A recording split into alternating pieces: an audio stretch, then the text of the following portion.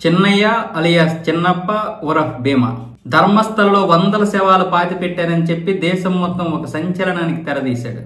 ఇటు రాష్ట్ర ప్రభుత్వాలే అటు కేంద్ర ప్రభుత్వాన్ని కదిపి బారేశాడు.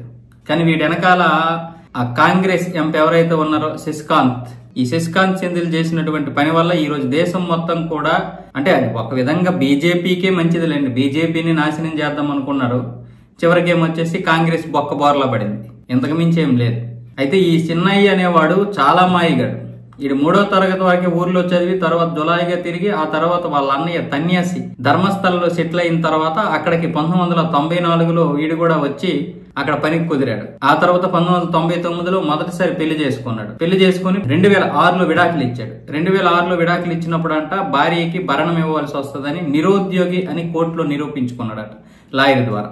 ఆ తర్వాత ఆవిడ పాపం తన తల్లి ద్వారా తిరిగి తర్వాత ఇప్పుడు పిల్లలు పెద్దలు అయిన తర్వాత తనను పోషిస్తున్నారని ఆవిడ చెప్తుంది. అంతేకాదు ఈ 7 సంవత్సరాల జీవితంలో నన్ను కొట్టని రోజు అంటూ లేదు, తాగేసి వచ్చి ప్రతిరోజు కొట్టడమే. ఆ తర్వాత మళ్ళీ 2వ పెళ్లి చేసుకోండి, ఆ తర్వాత మళ్ళీ 3వ పెళ్లి చేసుకోండి.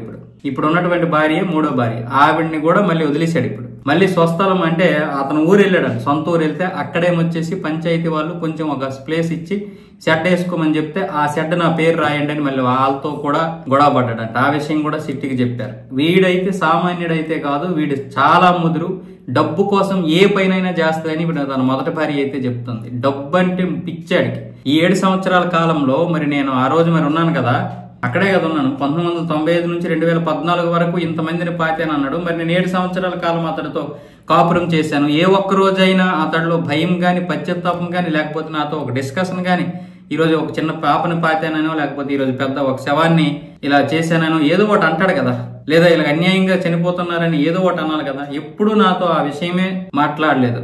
అంటే ఇవన్నీ అబద్ధాలు. మామూలుడైతే కాదు, వీడు చాలా మాయిగాడు. డబ్బు కోసం ఏ పైననే చేస్తాడో ఆ డబ్బు కోసమే ఈ పని చేశాడు అంటూ ఆవిడైతే ఆరోపిస్తున్నారు.